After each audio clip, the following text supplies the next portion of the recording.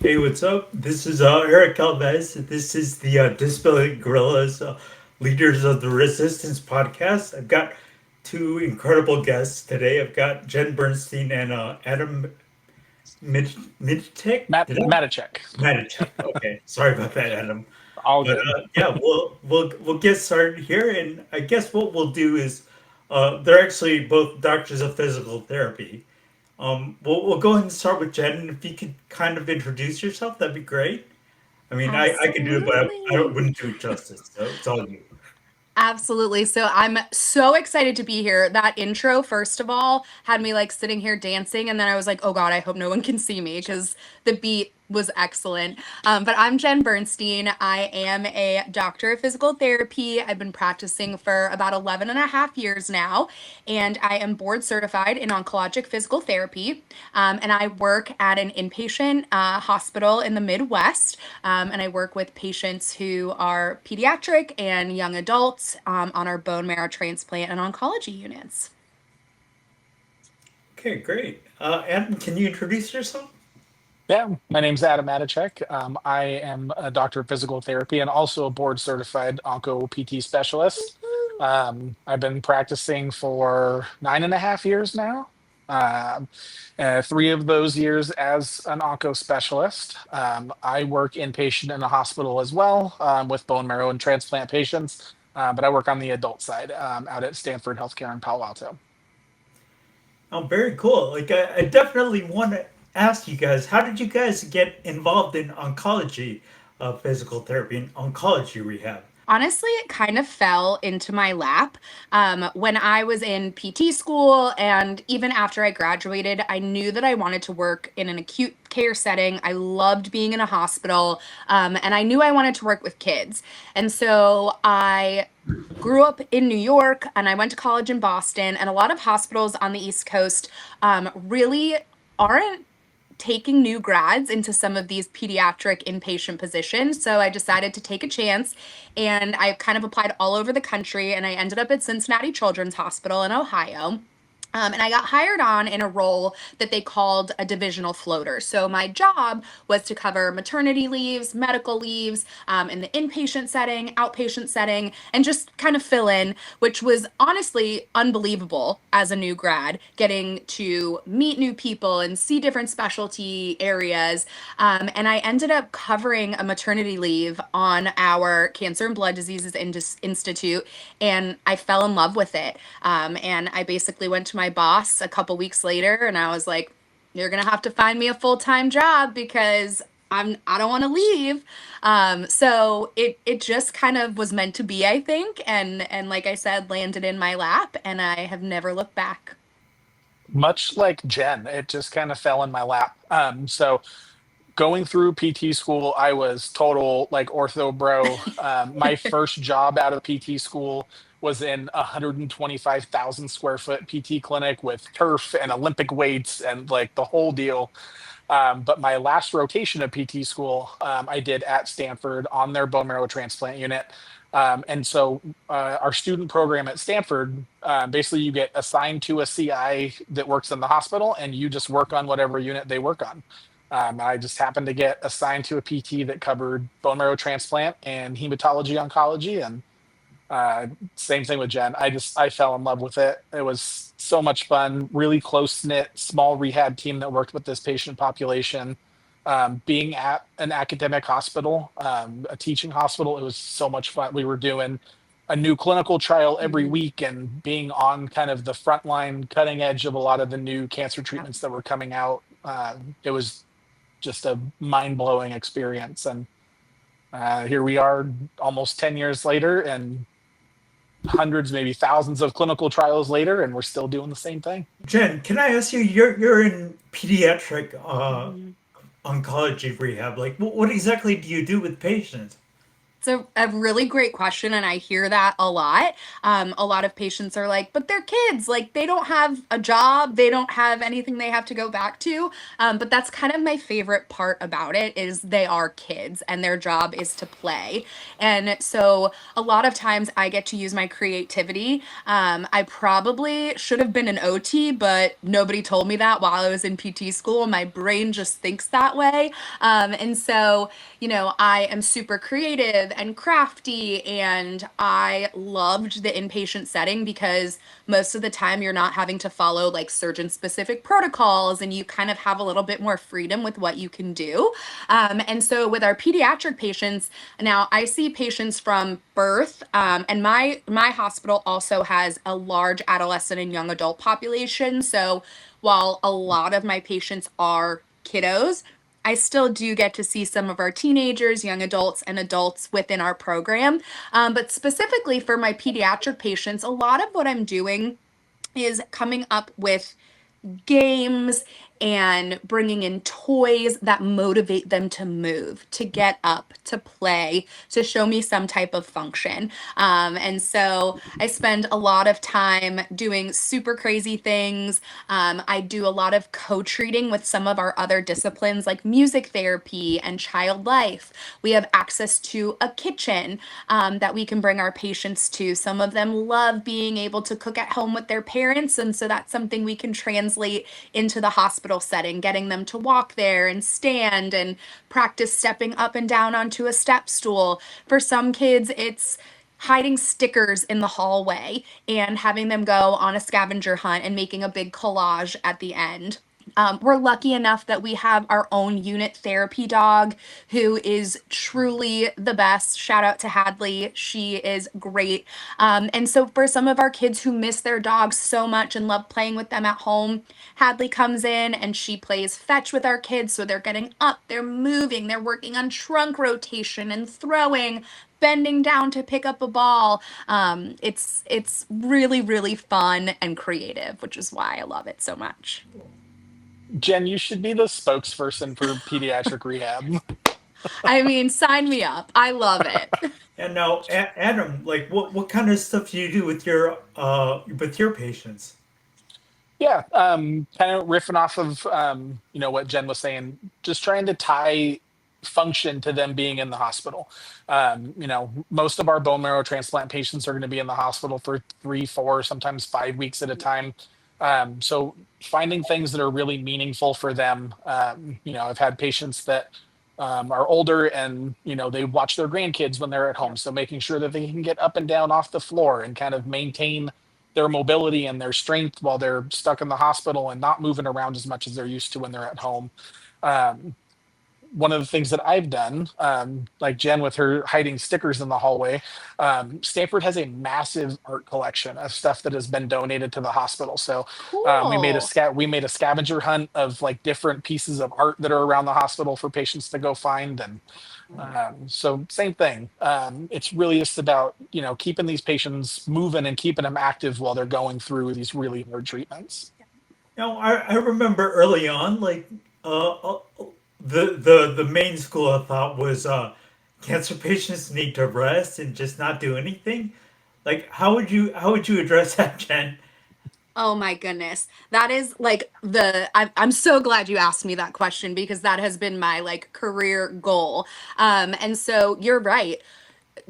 It used to be you have cancer, you should rest. Your body needs time to heal. And there's no doubt that napping and sleeping and all of those things are really good for the body, regardless of, how you're feeling day to day. But for our patients, there is so much evidence and literature out there that supports movement and exercise. One of the coolest things that I've been able to be a part of in my job is a phase 2 trial that is looking at how diet and exercise can actually improve how chemotherapy works, which therefore that could be a piece of a cure down the road. And so it's a pretty amazing time to be an oncologic physical therapist. I know when I first started at my job, and Adam, I don't know how different it was for you. we were kind of called in as OTs and PTs when patients were getting ready to discharge and they had been in bed for 30 something days. And the medical team was like, oh, like they're not walking. We have to get them up and moving. And they expected us to be able to work miracles in 2 or 3 days. We're pretty good at our jobs, but being able to do that in a day or two, 2 or 3 days, not the easiest thing. Yeah. Yeah, So one of how do you how do you work with the older population? How do you motivate them? like I said, it's about finding things that are really meaningful for them. I've had patients that, their goal was to, make it to their kid's wedding and be able to Yep. walk down the aisle, or, the father that wanted to dance with his daughter at their wedding. Yeah. It's heart wrenching at times, but we have had weddings on our unit for patients so that family members could be there. And Yep. we've been involved with, guarding patients as they walk down the aisle and being able to be there so they can stand up with their families. And, uh, it's finding that connection with something that your patient's going to enjoy doing.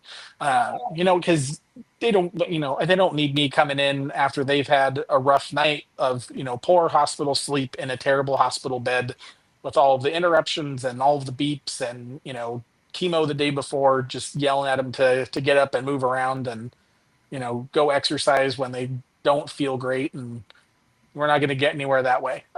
So it's one of the things that I really enjoy, like orienting our new grads to our unit or taking students.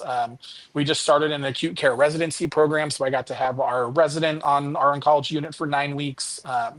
And so one of the things that I really harp on is building rapport with your patients and Mhm. finding out something about your patients that you can't find in their medical chart. Yep. One of the things that I force students to do when I have students with me is, within the first couple of days of them being on the unit with me, I will have them walk with a patient and I will tell them, you are not allowed to talk about anything rehab related. Yep. Go have a conversation with a patient, find out what their favorite sports team is, what their hobbies are, things that they enjoy doing, because that's how you're going to build those connections. You're going to get people to, trust you and know that you're there for them and want to work with you, even those days that, they feel like crap, they didn't sleep well, they haven't been able to keep anything down. And those are the hard days. Those are the days that we need to show up for them, and they Yep. need to know that we're there for them and are there to help them. Kind of want to shift gears a little bit and talk to you about disability and oncology. Like, what are your thoughts on that? Like, Jen, you work with a lot of kids. Like, Hmm. how is disability addressed in the oncology space, Yeah. especially in the pediatric population? Yeah. So, we're really lucky in the sense that we have so much support, so much kind of so many organizations who want to help support our children. And there are kind of two ways that I think about it. For some of my patients, they are having massive limb reconstruction surgeries or rotation plasties or amputations. They're losing their hair. They look different. They're gaining weight. They're losing weight.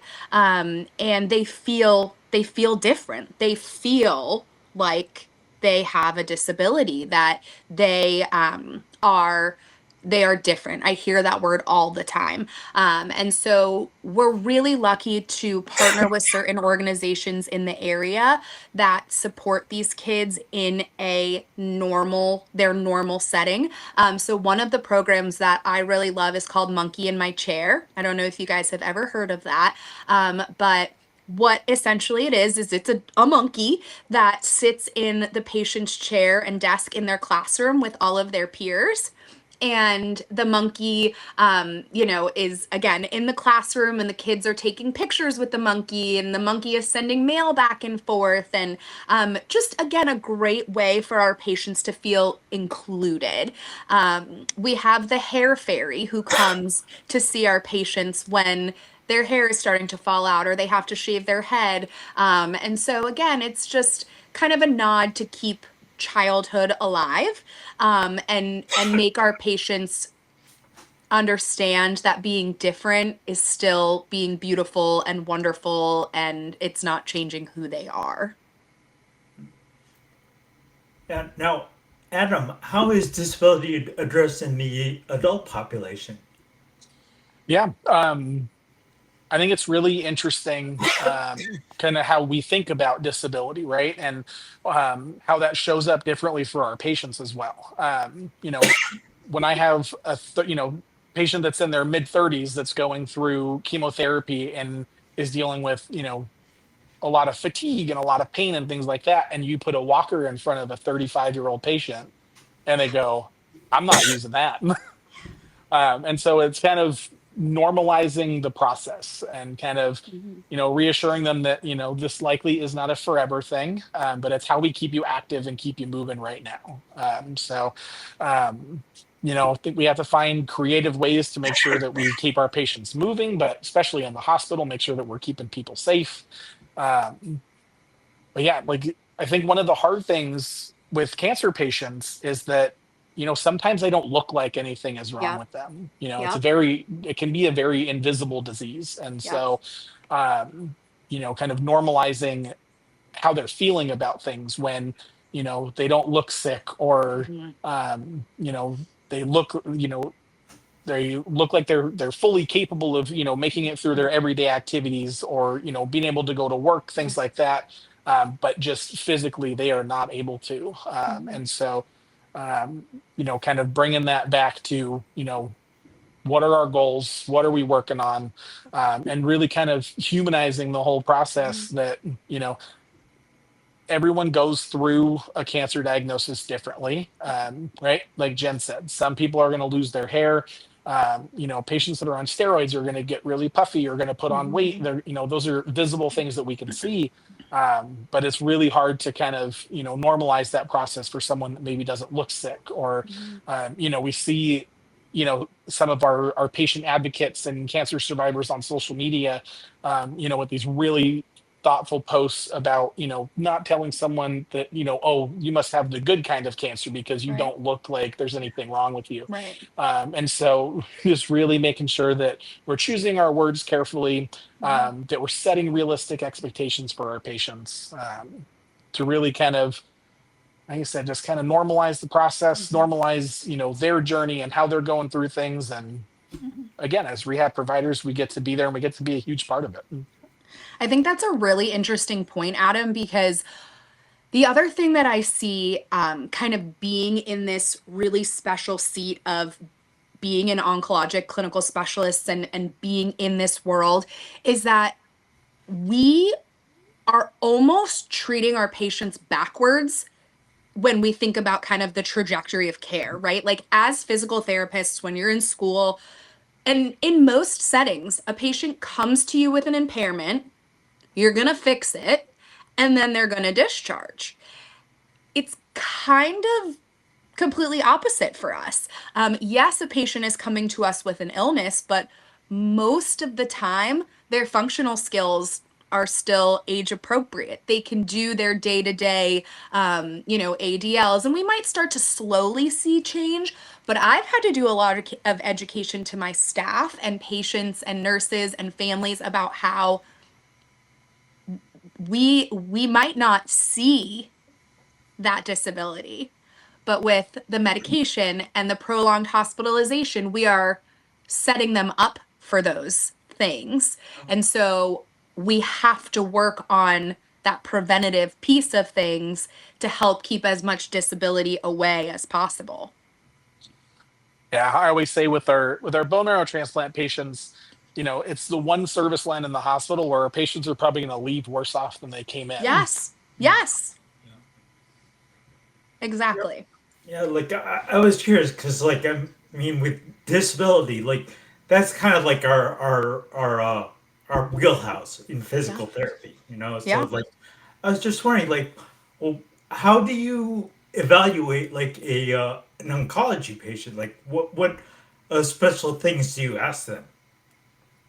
And actually, Adam, I'll start with you this time. Like, is there anything different? I was going to say I probably have the easier of the two here. I don't Yeah, have to try to pull information out of children. yeah, But I think a normal screening for me, looking at their strength, their range of motion, how they get up, how they walk, all those things are important. But then, the part that we have to touch on as, oncology providers is, how are your fatigue levels throughout the Mhm. day? Do you have any numbness and tingling? Are you having difficulty with getting dizzy or lightheaded when you get up out of bed at different times during the day? So there's other things that we need to be kind of cautious of, because we know what a lot of the side effects from the treatments that they're Mhm. getting are. The neuropathies, the low blood counts, are they, bruising more easily? Are their platelets really low? Like, those are things that we need to be cautious of as providers to make sure, again, that we're keeping patients safe, that we're not kind of pushing them to do too much before their body's ready to, that we're kind of doing things within the confines of, their counts and kind of what's safe and appropriate at that time. Okay, and Jen, in the pediatric population, can you address that? We are doing a lot of the same things that other physical therapists are doing in every setting. Just like Adam, we're looking at strength. We might be doing it more in a functional way. A lot of times I'll line blocks up on the floor and I'll see if they can step over them. I'll see if they can weave through them. I'll see if they can bend down to pick them up. Making game out of it. It's not necessarily like a straight manual muscle test, but still assessing strength, looking at their range of motion, seeing how they react to my touch. I ask a lot of questions to parents. The parents are with them a lot, and so using them as a guide. But really, a lot of times I'm observing what these patients are doing. And so for me, if a patient is really hesitant to stand up, or if they're walking, they're going and they're up on their tippy toes a little bit more, that might be an indication that they're feeling some symptoms of neuropathy. But a 3-year-old might not be able to say, my feet are tingling. And so, really, kind of observing these patients as a whole helps to guide me as to what's happening with their body systems. I did want to shift gears a little bit. I think you guys have seen the old interviews that we've done. We've got something called the Disability Guerrillas HotSeat. This is where we get to actually know the person answering questions. So, yeah, we've got a scientifically designed, peer-reviewed questionnaire for you guys, and we just kind of want to get to. It's designed to get to know you as an individual. We'll start with Adam here. Right? I think you might have seen this, but I did want to ask you, what is your theme song about your life? Theme song. Yeah. Ooh.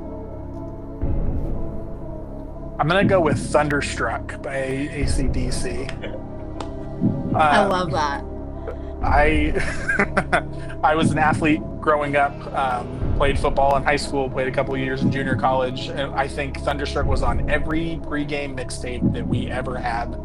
And now, as a parent of two toddlers, small children, my life is still just constant chaos and just high energy all the time. So Okay. that's what I'm going with. Okay. And Jen, if you had, what is your theme song? So I told you I would find a way somehow to sneak Taylor Swift into this interview. And so it's really hard to narrow it down because Taylor Swift fits a lot of my moods. But I love one of her songs. It's called You're on Your Own, Kid. And it really just reminds me that I am powerful, I am strong, I am independent, and I can do all the things that I want and need to do. Okay, cool. I say we'll stick with you, Jen. Like, so, who is your hero? Your personal hero? So honestly, it kind of sounds a little bit corny, but my patients are my heroes. There are a lot of incredible people in this world. My parents, my grandparents, I'm so lucky that I've had such amazing influences in my life that have gotten me where I am today. But my patients truly make my world go round. No matter how old they are, no matter what they're going through, they inspire me to be the best version of myself. And I couldn't be happier to get to spend time with the world's littlest heroes every single day. Cool. Adam? Well, since we cheated and watched the previous You got to interviews, think about and it. and we're prepared for this, so I'm going to I'll split come this up with question. new questions. next time. I'm going to split this question in half. And so, as colleagues, I have two big ones that stand out. And one of them we already talked about, Scott Capozza, Yeah, our hero, who for is sure. just like, he is the onco PT, just door opener. He knows everybody. He's great at connecting people.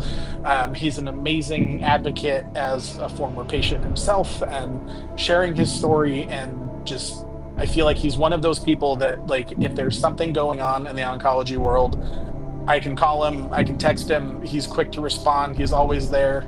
And the other one is Dr. Alex Hill, who is just social media queen, constantly putting out content, educating providers, educating patients. Her, clinical content for providers or con ed courses, and then stepping out on her own and opening her own clinic. She's just a absolute rock star in the oncology rehab world. And then riffing off of Jen again, I have a very specific patient in mind. All of my patients are amazing. But a few years ago, we had a patient that went through 3 bone marrow transplants in the span of, I think it was just over 2 years. Just really rare blood type, hard time finding suitable donors for him, and just never gave up, never quit the fight. Was always the patient that, when I walked onto the unit in the morning, half awake, still, halfway through my first cup of coffee, he was already out walking laps. Just the heart of a lion. Watching him go through that, and watching him, go through a transplant and then relapse, and seeing him on my patient list again and again and again, and just, never questioning what I was going to get when I walked into that room was just amazing. Actually, I'm going to kind of go off script a little bit here, but I was wondering, like, in the oncology world, you experience a lot of loss and death and whatnot. How do you guys deal with that? I think that's kind of always the question that it's truly one of the first questions that I always get asked. And what I really try to focus on, and I'll kind of take a quote from one of my colleagues who was actually just interviewed by our local news station for his work with one of our patients, is I get to be part of the good. And there are really hard days. Today was one of them for me. And, I know that regardless of the outcome for my patients, I got to give them moments and memories and opportunities that they may otherwise not have gotten. And that makes me feel really, really good. I think it's really important to talk about it. Yeah. I'm doing a talk at Elisa's conference in November called, Let's Talk About Death. Lori Bowright and I are, speak at CSM. Our talk at CSM next year is called Death is Not a Dirty Word. And it's really important to kind of, accept that it's part of the process. Like Jen said, we get to play a really important role in our patient's journey, whether that's a long time or a very short amount of time. But I think we need to be better as providers about talking about it, about expressing how things are, weighing on us, about being there for each other, because it's not all compartmentalizing and, kind of just pushing it to the back burner, because there's only so many back burners you can keep pushing those things to. So we need to be better about dealing with it in a safe and healthy manner, but not just disregarding it as kind of, it bugs me so much when we get the, well, everyone's going to die eventually quote, Right. because, Jen works with kids. I've dealt with the loss of I've dealt with the loss of enough, young adult patients, patients in their early 20s that had their entire life ahead of them. Right. It's not what you want to hear in those moments. Right. So. Yeah. All right, here's the next one. We'll start with you, Jen. What is your favorite hobby? My favorite hobby would have to be traveling. I love getting to explore. I got the most incredible opportunity last year to go to Australia and present at a conference, and I kind of doubled that with the trip of a lifetime with my mom and got to explore just different parts of the world. And so I can't wait till I retire. As much as I love working, I can't wait to retire and get to continue to travel and see all sorts of places and things around the world. Okay. Adam, how about you? My favorite hobby when I get to enjoy it is golfing. I get to be active, I get to be outside. Sometimes I get to do that alone, which is nice. It's kind of funny. Golf is one of those things that, Humbling no matter sport. how much, no matter how much I play, how much I practice, I know I'm never going to be, exceptional at it. But it's kind of the part of the process, and kind of getting to, keep myself, competitive a little bit. When I go out and play with buddies, and really enjoy it. Okay, cool. All right. Now this is actually we'll see if this is a math question, so we'll see if you guys can get this. Right? In mathematics, what is an acute number or an acute angle? Oh gosh, now you're Oh. making me Go, Jen, back and go. think. I don't know if you know this about me, but like I don't do math. I cried every day in physics. I cried. I mean, this is my worst nightmare. I'm tossing it. I'm tossing it to you. An acute angle is an angle less than 90 degrees. That's what Very good, Adam. Way to go. I blocked out any math class that I've ever had. Yeah. But like I said, if you want to know the lyric to any Taylor Swift song, I'm your girl. There you go. All right. And we'll start with you, Adam. Here's the next question: coffee or tea? Oh, I am a coffee nerd. No, I love when I travel. I love trying local roasters. I'm a black coffee fiend. Yeah, everyone at work knows that I am showing up with coffee in the morning. I will most likely be getting coffee at some point in the afternoon. Yep, I'm a coffee person. Okay. Jen, how about you? I was hoping you were going to ask this question after I watched some of the previous episodes, because I'm going to blow everyone's mind right now, and I'm going to say neither. So I will gravitate towards tea if I'm like sick, and I just like need something to make my throat feel better. But I, to this day, have never had a cup of coffee ever in my life. Ever. I grew up, I had like an anaphylactic allergy to nuts and peanuts, tree nuts, all of that. And for some reason, to me, even like just the roasting of coffee beans smelled nutty to me. And so it was just something that I was very like turned off by.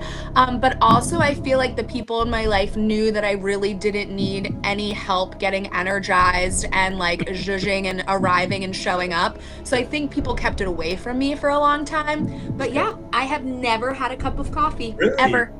Wow. Okay, I've got another question here. We'll start with you, Adam, again.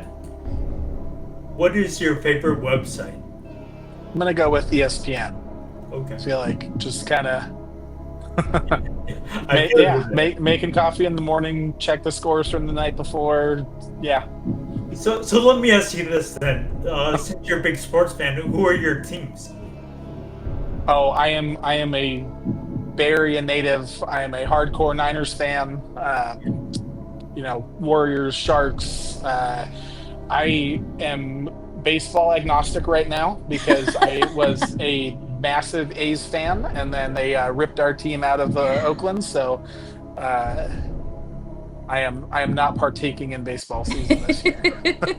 Okay. Boycotting. Yeah. Now, Jen, what is your favorite website? I would have to say probably Pinterest. I feel like Pinterest can kind of go in so many different directions. It supports my shopping hobby. I can find some really cool, fun like games to play with patients. Right now, I'm doing a massive renovation in my house, so I've spent a lot of time on Pinterest looking at different cabinet layouts and different tiles and wall backsplashes and all of that. So that's where a lot of my free time has been lately. Gotcha. Right. We'll stick with you, Jen. But do you prefer movies or TV shows? TV shows, for sure. For sure. So what's your I go-to show? Like What's that? what's your go-to TV Oh, show? Friends. Friends. Friends. Okay. Always. Always it will be Friends. I love with TV shows that there are like commercial breaks, which I know people don't like, but I have a really hard time sitting still. And so it's a great opportunity for me to like get up, move around, change my position, grab something. And so I will always stick with TV shows. And Adam? I'm a TV show person too. I like the whole, pageantry of it. I get emotionally invested in characters. So yeah, I like a series. So what's your favorite TV series then? Probably one that I keep going back to is The Office. Okay. I knew you were gonna say that. Yeah. Knew it. It's such an easy show to just like throw on in the background when I'm cooking or working around the house. So Okay. Got another question for you here. This one's geography based. What is the capital of Rhode Island for both of you guys? Well, I used to know this. No Uh, cheating. Oh man, you know me. You know me. You knew I was gonna look it up. Yeah. Adam, are you looking it up? I am not, but I Okay. also don't know if I could name a city in Rhode Go Island. ahead and guess. Yeah. Go ahead and guess. I'm like, is it Providence? Yep, that's right. Probably. Okay. Let's Go, There Jen. we go. Okay. It's like I should know this. The East Coaster in me is really disappointed right now, but I panicked. Okay. Now here's a question for both you guys, but we'll start with Jen. Now, are you more about dogs or cats, and why? So if I had to choose, it would be a dog. I just love that they're like super playful, they're loud, they're spunky. Kind of feel like that could be what I would be in an animal form, but I am allergic to both. Oh, really? Okay. Yep. Yeah. Adam? Oh, I am a dog person through and through. I grew up with dogs my entire life. We have the most wonderful lab right now named Lando, who is amazing with our two small children climbing all over him and pulling on his ears and jowls and everything that they can get their hands on. We One of my favorite stories to tell about how much of a dog person I am. When I was a baby, we had a German Shepherd and a Rottweiler, and they ended up having puppies. And the runt of the litter, the mom kept like trying to bury because she didn't think it was going to survive. Yeah. So that dog slept in my crib with me, and my parents bottle fed it. I love that. So I will forever and always be a dog person. Gotcha. Okay, very cool. Okay. Got another question here. This one's kind of different. And I guess, you know what, Adam, we'll start with you. Right? Like, if there was a movie made about you, about your life, who would you cast as you? I think it'd be really fun to have like someone like Chris Farley play the main character in my story.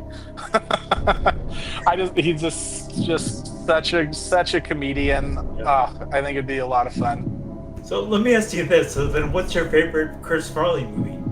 Might have to go with Tommy Boy. Okay. All right. All right, Jen, what you got? Yeah. I was gonna say Taylor Swift, but I won't do it. Honestly, probably I'm seeing a pattern here. I love Jennifer Garner. I think she's incredible. I just love her movies and some of the things that she does in the community and with her food line. So I would love to see a little Gen G thrown in there to play me. Okay. All right, cool. Got just a few more questions here. Now, this is a very controversial question. So I think you've watched some of the old interviews, so I think you guys are familiar with this, but pineapple on pizza, yes or no? Nope. Adam, what do you think? I've Absolutely. noticed a lot of the East Coasters are just absolutely no. I mean, exactly. Ex- you don't have to say anything else. It's against the pizza religion to put pineapple on pizza. Have you tried it? No, I can't. I can't do it. Okay. It's like Can't breaking even a bring law, yourself to Eric. do it. Yeah. Okay. Oh, I'm definitely, pineapple and bacon. You get the sweet, you get the savory, you get the salty. That's yes, it belongs. It may Okay. not be for everyone, but Yeah. it belongs. Our friendship is officially over. Okay. We'll go and start with you, Jen. Where's your favorite place to travel?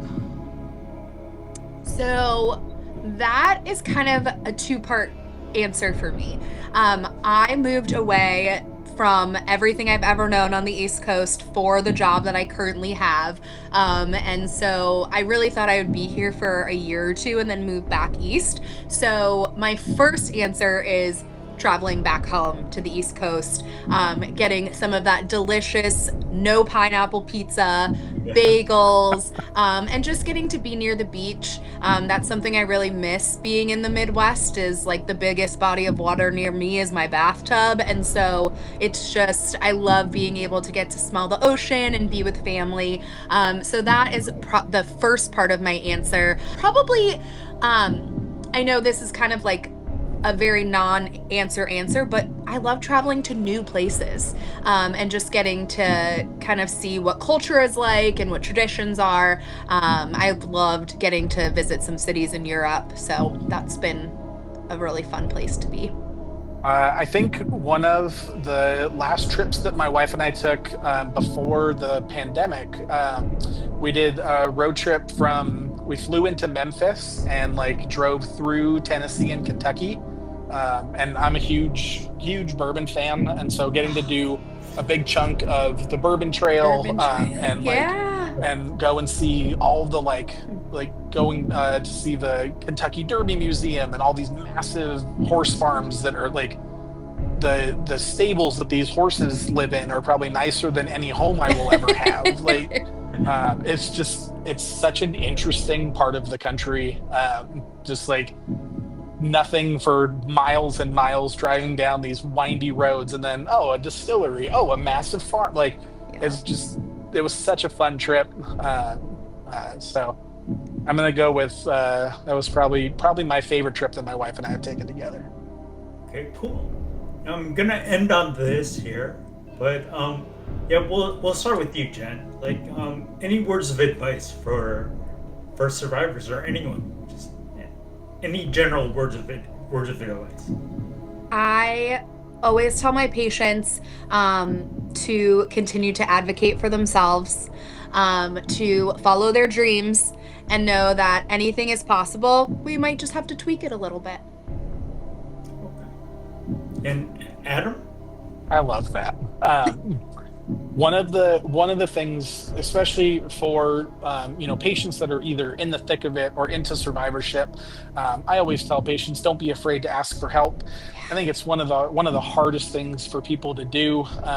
Going from being very independent and doing all the things and going to school or working and enjoying all of your hobbies and having your life basically like put on hold to get through treatment and this nasty new disease and everything. It's really hard for people to ask for help and not just think that they can kind of handle everything and make it through. And uh, making sure that they know, even our patients that are in the hospital, they have a bunch of services available to them: spiritual care, social workers, rehab. So making sure that they're really kind of leaning on those safety nets that they have. Making sure that they're utilizing the support that's around them to get through this. Oh, that was great for doing this. And yeah, if there's anything I Ah, can do to help you guys out, I'd be happy. Just let me know. You know. But will do. again, Thanks for having us, Eric. yeah, thank you. Absolutely. This was awesome. Minus the math question, but Yeah. the rest of it was awesome. Right. Cool. Well, Thanks, thanks. Eric. Thank you.